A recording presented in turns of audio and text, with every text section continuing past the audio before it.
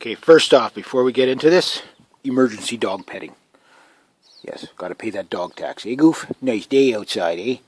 Yeah. Okay, fine. Be like that. Gone with you then. Anyway, yeah, fine. I pet her and she... How rude. It's like, I pet her and it's like, yeah, and she... Yeah, how rude. Dogs. Oh my god. Okay, so, filter. I want to take off my filter. Just be careful when you take it off the filter. Probably still some oil in there, and you don't want to make too much mess. I'll wait a little bit yet. I'm going to let it drip for about an hour. I did straighten the bike up just a little bit. A little extra oil came out, but the way I'll have to show you from the other side. I'll do it when this thing's out of the way so I could show you better. But yeah, everything went well. Make sure you don't lose anything. So now I got the filter. A little tip for the filters. I'm going to just take it out just so you have something that we used to do in the motorcycle shop and in the motorcycle industry forever and a day. First off, don't throw away your box. And I'll tell you why. Because when you go get your next filter, you go, yeah, it was that filter. What was the filter? The filter was, oh, crap, I forgot. Keep that, write it down, whatever. But keep your box for a little bit. But you see this rubber seal? Okay, you see how the filter works in there. And this is your typical little oil filter. They all kind of work the same way. Oil goes in, there's like a diaphragm, and then it comes out, and then it strains, right? It catches, it'll tell you how many microns. It'll tell you how many microns are in there if you read the details. But anyway, it doesn't matter. It does its job. It's not blew away. Put just a little, not the old oil, but the fresh oil. Just put a little bit with your finger on there. That's it. Now, when you're putting it on, if you have a leak, if your bike, the oil filter is leaking around the oil filter, there's usually two things that happen. Number one is you have a warped case. It's possible. Number two, you over tighten it and you crush down this little rubber thing. So when you put it on finger tight first, and then you can look at the torque specs or whatever. But I typically just go a little bit past the tight spot. But when you put a little skim of fresh oil on there, it creates a little bit of a seal and then it won't leak. But you don't want to crush that. You just want firm so it's not obviously going to back out. And so in finger tight, and then put your wrench on it and just a little bit more, just enough, maybe about a quarter turn, whatever. You'll feel it. If it feels like you really got to force it, then stop doing it. But just be careful of the threads. You don't have a lot of threading there, and you don't want to strip the thing. So always do everything nice and gentle. Take your time. Don't rush. Don't panic. Whatever. Now, before you pull the filter out, in this case, I'm lucky I don't have to take the fairing off, but it doesn't mean there isn't hot oil that isn't going to spill out of that filter. So I'm going to leave the bike for about an hour anyway, so that way any oil that spills out in there, it's not going to hurt the fairing. I'm just going to let it drain. So I just wanted to show you that little tip there. Next to that, make sure you don't get any other debris and particles in your filter. But get yourself a little filter wrench like I showed you in the previous video, because you'll thank me. I've fought with enough freaking dirty, ignorant filters in my life that I never want to do it again. Get the proper tools. Those filter spanners there with the rubber on it or whatever, you can get lucky with those. And I know there's going to be the guy, well, I've used those for years and never had a problem. Yes, if you get a bike or a car or anything that the previous person was sensible when they put on the filter, no problem. But when you get a filter that's been on there for 4 years, 5 years, and it's got a hydraulic lock on it, just from being on there, and it's so sealed it's almost fused to the machine, man, you could jab a screwdriver through that thing and try to pull it out, and you can't get a screwdriver through that one. So you really, that little wrench will save you. But again, be careful when you're doing it. A lot of the times it's about the finesse, because if you strip anything, it seems like you just made life harder for yourself for absolutely no reason. And then you're going to curse yourself. You're going to look in the mirror and go, I don't like you anymore, because you made life harder for me today when you didn't have to. So finesse, get set up. The other thing, the last thing I'll do for the oil filter, because oil filter changes. Why do it yourself? Well, there's a couple of things you have to take in consideration. First off, the whole procedure goes like this.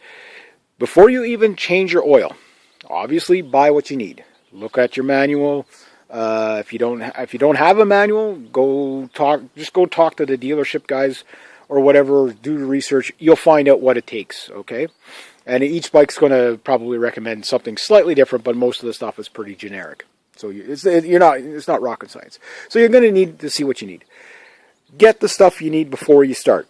For example, don't drain the oil until you have oil to put in it. Why?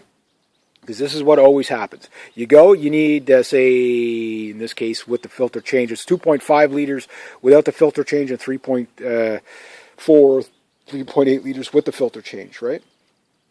So you go out and you've got the bike sitting there draining and they have 2 liters left.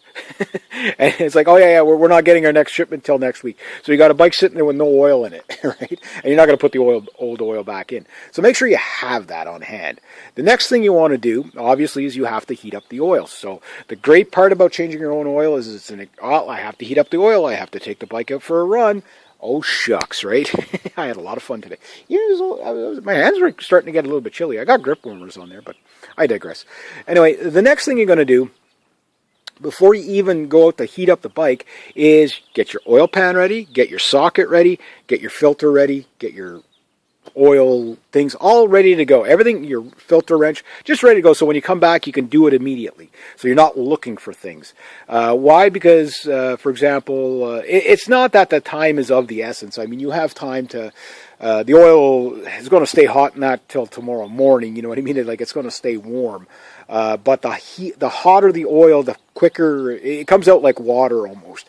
And what that does is it drains the heavy sludge. It drains if there's any metal shavings, which there's always metal shavings and particles. If you're to run a magnet through that oil, you're going to get little fine granulates of metal shavings. That's every engine. It's not a manufactured. It's just that's what happens, right?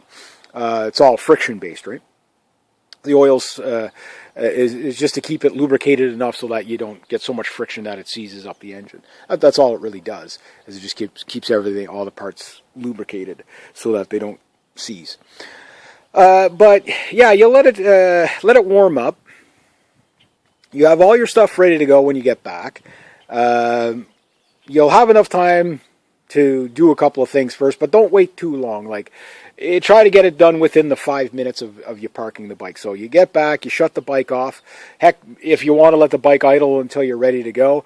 My case, I ran the bike up to about 101 temperature-wise, and then I shut it off because I don't want the fan to kick on because I don't like the idea of the bike sitting there with everything off and the fan still running. It's like I'm paranoid that it's going to kill my battery. It probably won't, but I don't know what the draw is on that little fan.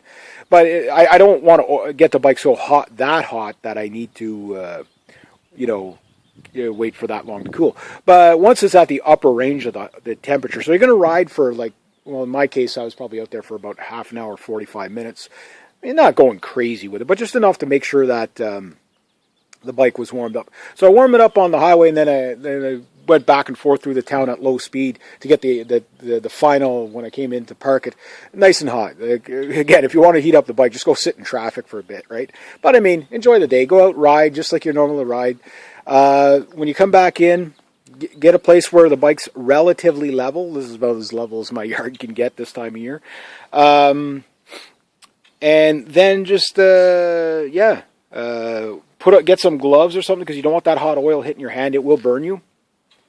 And it can scar you if it's hot enough. I mean, that's at 100 Celsius, so that's like 200 and something Fahrenheit. So that's pretty hot oil. That's above boiling point. So you definitely get a little glove or something. Farmer's gloves are good. Yeah, you might get them a little bit wrecked with all that oil on there.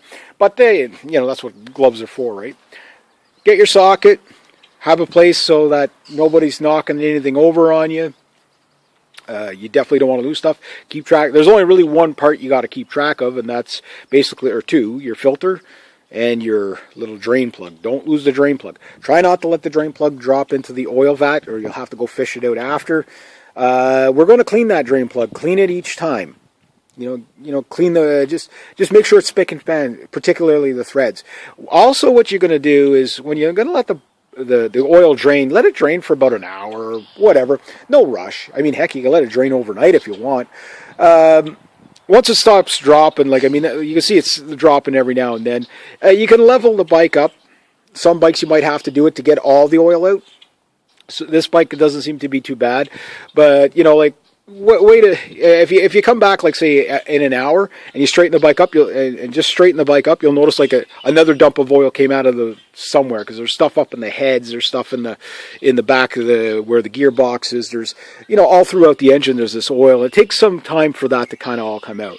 The bulk of it comes out right away as soon as you open the nut, but you get what I'm getting at.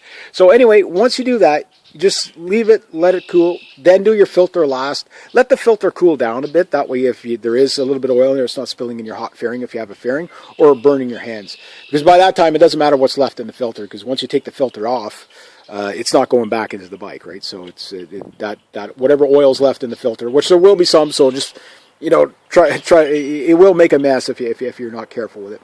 So after that, do like I said with the little seal on the filter. Put it on finger tight, then snub it just enough. Do your clean your drain plug. Obviously, put more oil in it, whatever's recommended. Don't overfill it. You're better to have a little, not enough than too much, but fill it up to its recommended line. If you got a bike like mine that tends to run hot, maybe you want to put just up to the max line, but I wouldn't put it up to the max line on the right away. Not on cold. What I would do is fill it up to about halfway on your line, or your sight glass. I don't know why Triumph didn't put a sight glass on this, but dipstick or sight glass, whatever you use it. Could put it at the minimum or around the half, or just a little bit above the minimum. Then the next time you go out and ride, okay, ride around, let it cool a bit, check your oil after it's cooled down, see where the level is. And if the level's a little bit, sometimes the level will go a little bit low, top up as needed. But don't top up too much right away, because you might put in too much. If you have too much, then you can start creating pressure problems and hurt your engine and stuff like that. So anyway, I'll leave it at that, and that's about it. And I got my supervisor cat here. And yeah, there we go.